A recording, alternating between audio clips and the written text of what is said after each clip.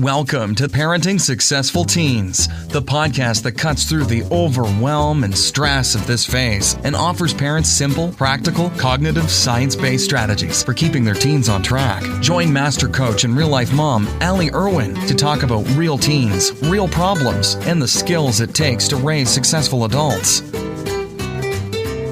When your child is struggling, it's the worst feeling ever. You would do anything to fix it. And then you add in the feeling that sometimes nothing you're doing seems to be helping. And it's totally natural to want to outsource the problem, to want to call in an expert to solve it. But when you hire an expert to help your child, you're missing out on an opportunity. You're missing out on an opportunity to be the expert for your child, to be the one that your child comes to.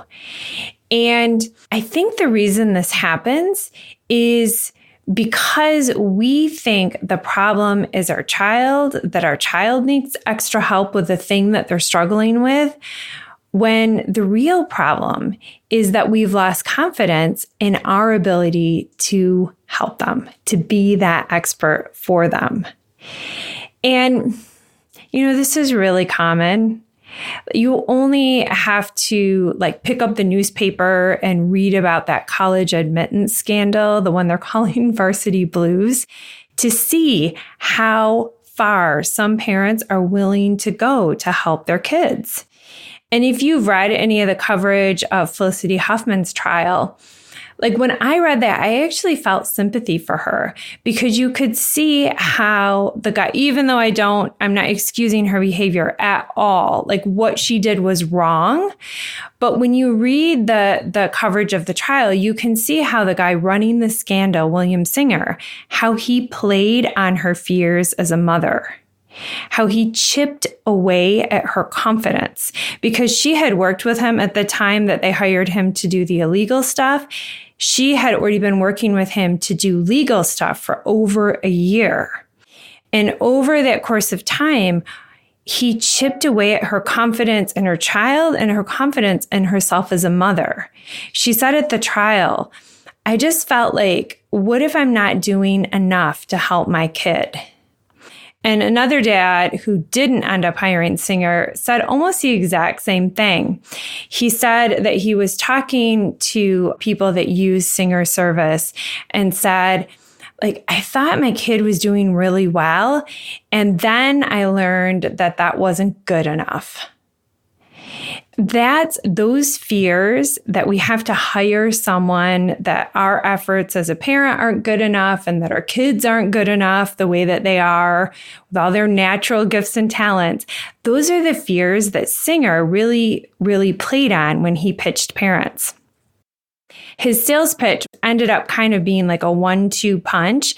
And the first punch was to their confidence as a parent.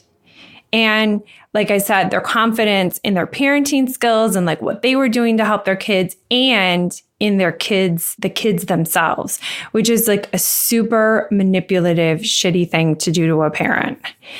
Because all parents have insecurities. That's just the way we're wired. So that's the first thing he did is he dropped their confidence. It's almost like a form of gaslighting, right? He made them feel like what they were doing wasn't good enough. And then the hook was that he could give the kids something that the parents couldn't. Okay, it's so sneaky and mean and effective. He took the very real fears that parents share, that all parents share, and then he exploited them for his personal profit. One dude gave him $500,000, a single parent, $500,000. That is so far beyond the scope of what's reasonable. It's clearly an extreme example, but the heart of it is at the heart of a lot of our efforts to help our kids. Because his scam only worked because parents are anxious about their ability to help their kids and they're anxious about their kids' ability to compete. So the heart of the scam is the heart of so many parenting dilemmas, right? Like we feel powerless to help our kids sometimes. We feel powerless to make them do their homework and to live up to their academic potential.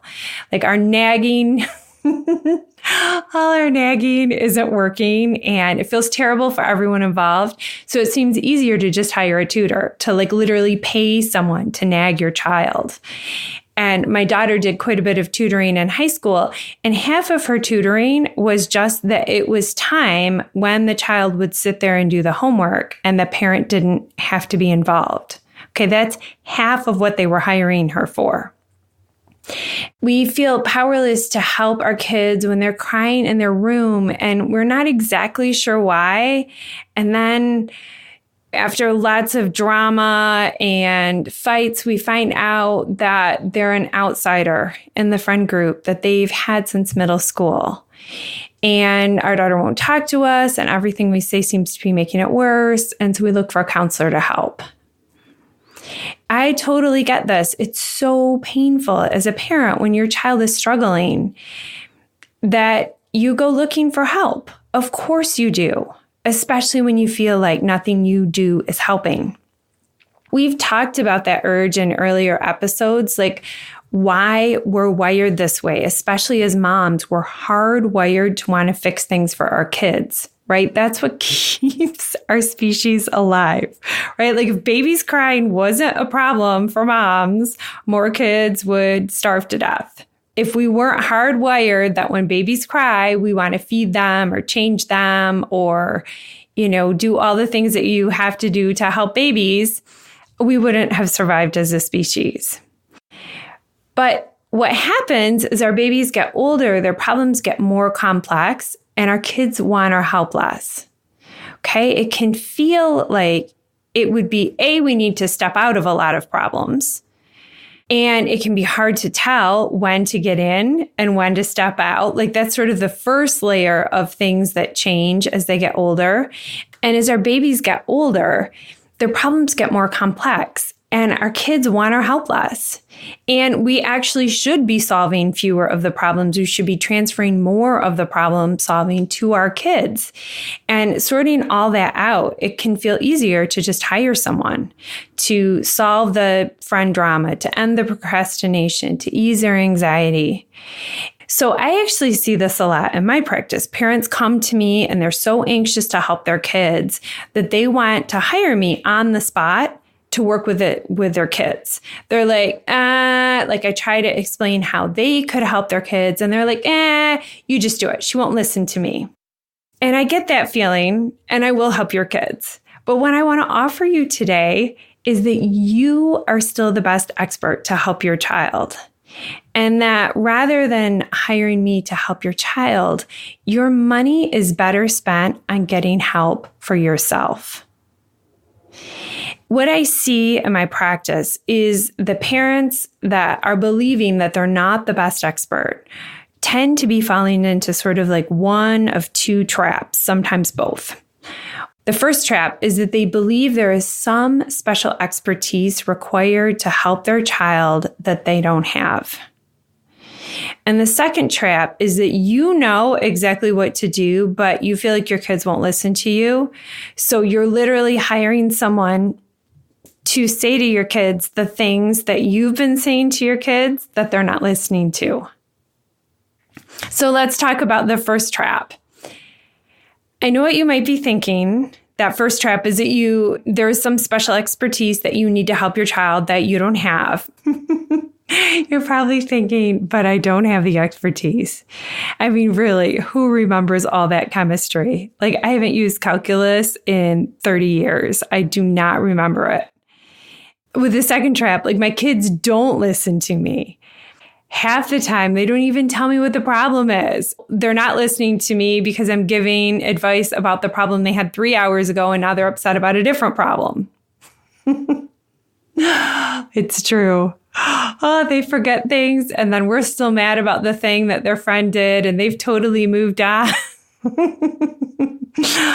Oh, okay. But for the next few minutes, what I want you to really think about is the bigger picture. I want you to step away from the fact that you don't remember calculus and that your kids don't listen. I want you to step away and think about the bigger picture. How do you help your kids take ownership of their problems to learn the resiliency, the responsibility, the creative problem solving, and the grit they need to get through life when you outsource their problem to an expert? Okay? You are teaching them that they can't solve their own problems. Okay? They're saying, like, they can't solve their problems and you can't help them, that you need to bring in an expert to solve their problems. I'm not saying that there is no situation when it's appropriate, but I'm saying that for the vast majority of problems, you are equipped to help them learn how to solve their own problems. I'm going to repeat that last part because I think it's so important. Okay? For the vast majority of problems that happen in our homes, you are equipped to help them learn how to solve their own problems. Because the truth is, you know your child better than anyone else, and you love them more than any paid professional ever could. No one is ever going to be able to give them what you can. And I saw that firsthand. I watched my super smart son pull one over. And the multiple therapists we hired to try to help him. Okay? I believed I was helping my son by finding someone to help my son. I thought my power to help him resided in my ability to find and pay for the right expert. The right therapist, the right music teacher, the right volleyball program, like the right expert at every turn. And you even see this in there's a book out called Colleges That Change Lives. And I take such issue with that. I mean, I definitely think that picking the right college program is important, but the college isn't changing the child's life. The child is always changing their own life. Okay?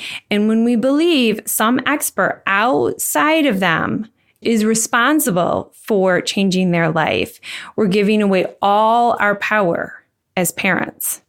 Okay? So going back to when we were hiring like all of those different experts to end all the struggle and fighting that was happening in our house, what would happen is I'd hire someone and then the problem I hired for them would persist, right? Because they didn't have the power to change things.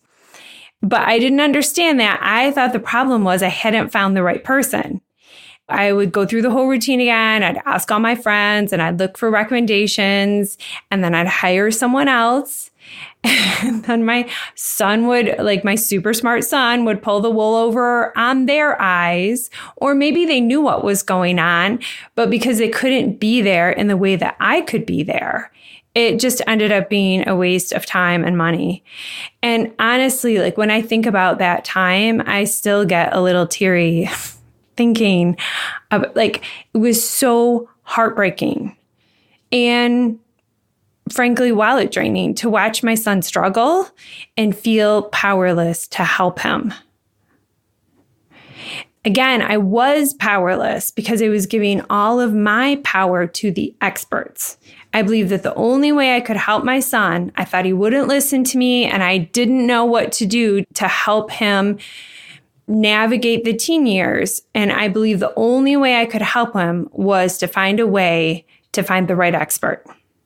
And the problem wasn't that I hadn't found the right expert. The problem was that I didn't understand that I was the expert.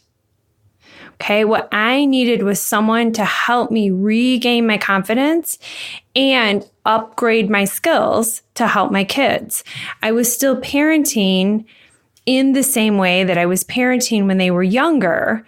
And as they became teenagers, like I thought I was updating my skills. I thought I was giving them more freedom and more responsibility. But when I look back, what I really needed was someone to help me upgrade my communication skills.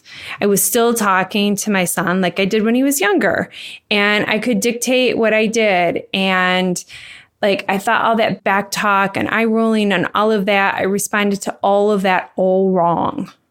Okay. I had to learn to talk to him in ways that made him want to listen. Okay. As your kids get older, you have less and less control.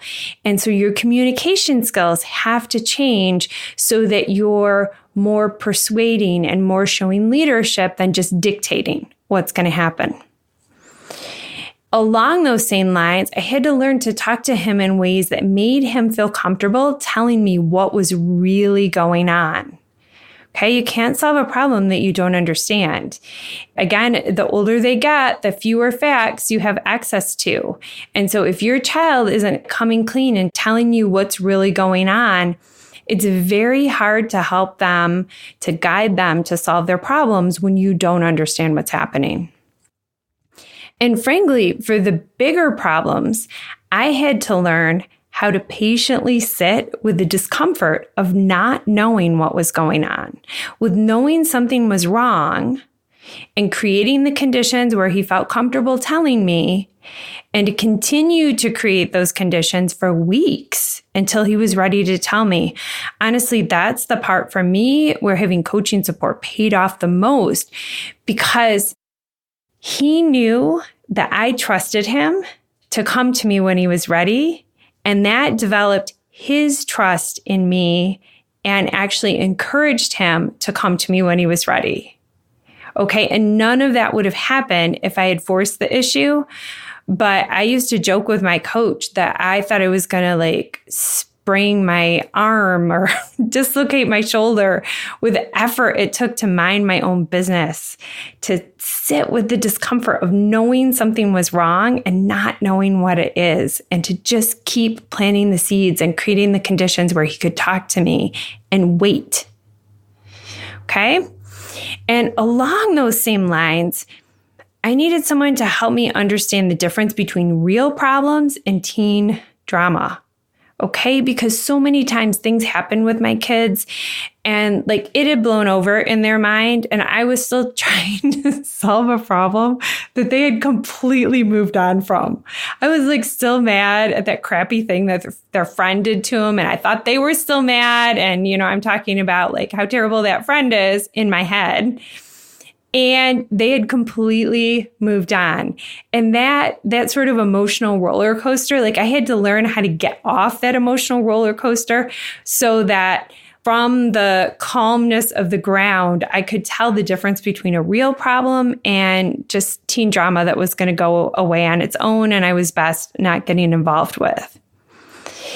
And sort of the baseline for all of that, like what happened when I developed all those skills, is I was able to help him feel loved instead of judged.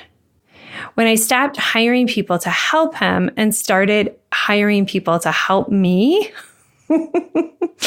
and then he saw all of the changes that I was making, then he stopped bamboozling the so-called experts that I'd hired. And I stopped crying in Target in the checkout lanes. Oh, those poor cashiers. Together, me and my son, like together, we figured out the solutions to the real problems. I became a resource for him to do problem solving on his own. And I stopped freaking out about the team drama that wasn't actually a problem. Like I stopped getting sucked into things that were going to blow over on their own. And the thing is so that was my oldest child. But then when my daughter came along a couple of years later, like I had all those skills to help her too. When you help one child, like you're just helping that child. But when you help yourself as a parent, then your whole family benefits. And the thing is, like, my son was challenging in more traditional teen rebellion sort of ways. But if I hadn't learned the skills to help him, I can see where I would have screwed up and made my daughter's teen years harder in a different way. Like, even though she had different problems than my son did, the skills were completely transferable. And if I hadn't had the skills, like I can see how I would have had a completely different experience with her. And so investing in yourself as a parent ends up paying off for the whole family. And I've talked about this with so many parents, and what they most often say is, I feel like I should already know how to do this. Like, this isn't my first rodeo. I've been a mom for, 15, 16, 17 years already. Like, I should already know how to do this. But it isn't like that, because as your kids grow and get older, you need to grow as a parent. Like, we read all those baby books and take all those classes when we're pregnant with our kids, because parenting is all new. And as we get older, we think we should know what to do, but we don't know what to do, because teens are literally different than younger kids. And so we need different skills to help them. And when my investment was on helping my child, what he ended up, like the message he ended up getting and why he felt so judged, is that he felt like I was thinking that he was broken somehow and needed fixing. And of course, that led to more teen rebellion, right? Like, no one wants to feel like their mom thinks something is wrong with them. And when I was investing in myself and he could see that I was changing and that changing was a good thing, then he got more comfortable changing as well. So what I want you to leave today's podcast with is the idea that you are the expert in your family. You want to be the one that they come to. Just take a minute and think about how amazing it would be to be the one that your kids came to when they had a problem. Okay, they're still going to talk to all their friends, of course, but your advice is going to get thrown in that mix. Okay, they're going to come to you. They're watching what you do. For all the listeners out there who think their kids don't listen to them, I get that all the time, but I want to put your mind at ease right now. They do. It doesn't seem like they do. They can't let you know. It's part of the teen code. They can't let you know they're listening, but they are. I've worked with literally hundreds of teens in my 5 years of coaching, and I can tell you they are listening to you way more than you think that they should. So you want to be very intentional about the messages you're sending them. They're watching and listening, and they want you to be able to help them solve their own problems, even when it seems like they don't. You've got this. You can be the expert that you're looking to hire. And I've got you. If you're interested in learning more about how you can get your parenting mojo back, how you can feel like more of an expert and upgrading your parenting skills so that they're more in line with what your teenagers need, you can do a couple of things. You can find me on Facebook, Allie Pitts Irwin. I'm going to spell that for you because my maiden name is ridiculous. So Allie, Allie, Pitts, Puetz, Irwin, Irwin. You can find me on Facebook, or you can email me and ask me a question about how to apply today's episode at parentingsuccessfulteens@gmail.com. It's a special email that I set up just for podcast listeners like you to get help in applying what we talk about in these episodes, because I want you to put it into practice in your life. So shoot me an email, friend me on Facebook, and have a great week. Thanks for listening to Parenting Successful Teens. If you enjoyed today's show, then I've got a treat for you. I have a free guide that teaches you how to get your teenagers to tell you about their day. No more one-word answers. And grabbing this guide is super easy. Just text the phrase "Get Teens Talking" as all one word, no spaces, to the number 44222. So that's the phrase "Get Teens Talking" without any spaces to the number 44222. And then you'll be prompted to give the email address that you want the guide sent to, and then it shows up in your email box just like magic. You know what else is magic? having teenagers that talk to you. Now, I can't promise that you're going to like everything they have to say, but I can promise better conversations. Grab the guide, and I'll talk to you next week.